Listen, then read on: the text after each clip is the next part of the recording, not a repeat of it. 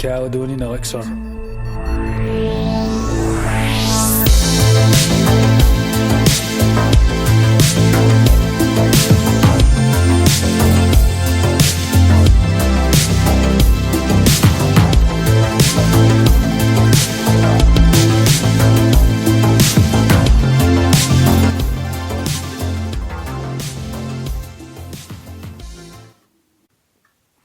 Welcome to the Caledonian Elixir. This is a podcast that takes a tragic deep dive into the darkest recesses of the human condition.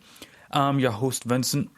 Today on the Elixir we return to my current events news show. This is news told with wit and true grit, a vie for the human mind, for your mind. This is the Interzone of information.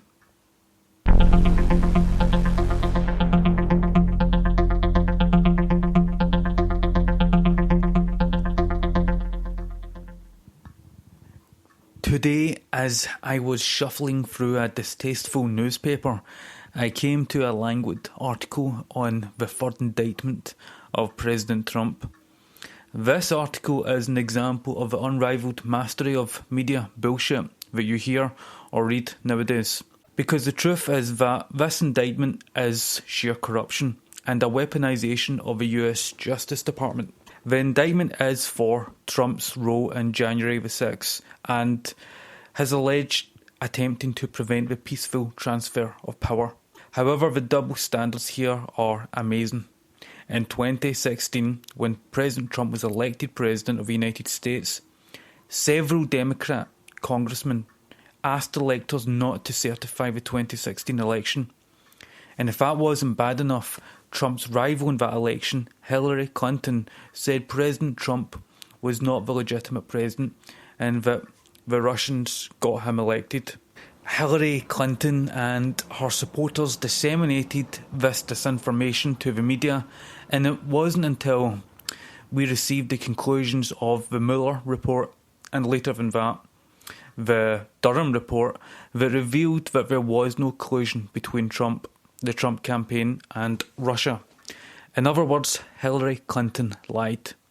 Yet no one brought charges against Clinton and the other Democrat congressman cohorts. But this double standard of justice shouldn't be a surprise. When Joe Biden was vice president, he blackmailed the then president of Ukraine, Poroshenko, that Ukraine would receive no US aid unless the Ukrainian prosecutor, Viktor Shokin, who was investigating Joe Biden's son Hunter for corruption, was fired. Joe Biden in 2018, at the Council of Foreign Relations, even boasted about getting the prosecutor Shokin fired, and the video is available on YouTube to this day for anyone who wants to see. No charges, no indictment, nothing has happened to Joe Biden, even though the criminality of this is glaringly obvious. But there is more. On December of last year, when taking questions from the press, one journalist asked Biden about President Trump running again for president. Biden laughed and responded, "We have to demonstrate to the public and to Trump that he will not take power." So there you go, straight from Biden's mouth, that they intended to stop President Trump from running again. But what of Trump's defence, and is there any substance to this indictment? Well, as far as the events of January the 6th go, days before the rally, President Trump offered Nancy Pelosi, the then Speaker of the House, and Mayor Bowser, the Mayor of Washington DC, thousands of National Guard. They refused President Trump's offer. On the day of January 6th, at the Ellipse rally, President Trump told the protesters to march peacefully to the Capitol. And when the riot began, he tweeted minutes later for the protesters to protest peacefully. Then he made a video telling everyone to peacefully go home. Hardly the words of someone who wants to overthrow the government. However, if you do not believe President Trump's accusations that the 2020 election was fraudulent, unconstitutional. Surely he is allowed to believe that. When did having your own thoughts and views become a crime? But maybe you should take 1 minute of your time to read Article 1, Section 4 of the US Constitution. In fact, I'll read it for you now. It will take me 30 seconds, as it will reveal that the 2020 election did not abide by the Constitution.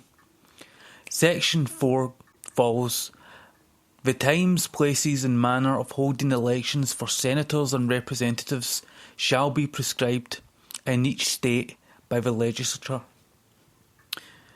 Now, the proof that the 2020 election was unconstitutional is that several states changed their electoral laws, however not by the legislature as is prescribed by Article 1, Section 4 of the Constitution that I just read out, but instead they changed it by state governors. This is an unconstitutional action, thereby making the electoral process in those states in the 2020 election illegitimate. Look, the early 20th century jackbooted black image of totalitarian fascism no longer exists. Today it is dressed up with attractive government spokeswomen. We are no longer prevented from doing something by fear of a bullet. Instead, our will is subtly bent, directed, controlled by behavioural conditioning.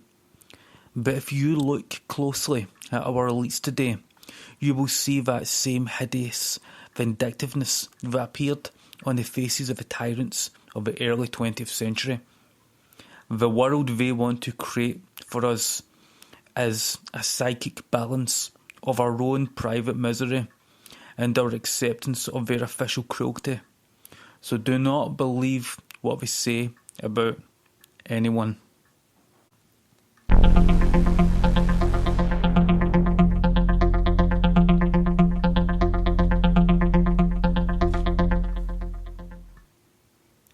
My next and last story is about net zero. We are now all familiar with the declarations of politicians in London and Washington DC about the climate emergency and our desperate race to net zero. However, Washington DC is a swamp and London is a dead museum, and whatever comes out of there smells of shit. The inhabitants of these two cities are grey-haired, ashen-faced creatures. They get all gooey-eyed at any thought of exercising control. You can see it on their faces when they are sitting together in the House of Commons with spit hanging off their chins, their guts in peristalsis. Then all of a sudden, an evil glow appears upon them when one spectral anonymous member of the Commons gets up and recites new legislation to curtail our lives. Here is a perfect example of this. John Kerry, the United States government climate czar, recently said we have to cut farm production in the world by 30%. Now, if you want to see that in action, look at the Netherlands, which is the second largest agricultural producer in the Western world. The government of the Netherlands, under the recently deposed Mark Rutte, seized hundreds of thousands of acres of farmland from farmers. Just like that. But it's not just the Netherlands. The EU and the UK similarly has a 2030 target to cut nitrogen oxide emissions to get to net zero. And for all of you who do not know how important nitrogen oxide is, it's integral for fertiliser in order to grow food. Then, as we all know, or should know, that the biggest cause of inflation is the rising cost of energy. And our governments in the West are dismantling our fossil fuel energy infrastructure, causing that rise in energy, causing that inflation. And in less than 10 years, you will not be able to buy a car that runs on diesel and petrol. For all of this, the intellectual puzzle really is, Why the hell are people tolerating this? Because we haven't even been allowed to vote on this subject. It's true that politics is a safari of strange people, and this is nowhere as true as when you look at the madness of net zero. But the global conspiracy by the presiding powers of our world can be stopped if you always keep in mind their truth, their information as a contemporary fiction, and that you don't need eyes to see, you need vision. Well, I hope you enjoyed, and if you did, don't forget to like and subscribe. I'll catch you all later.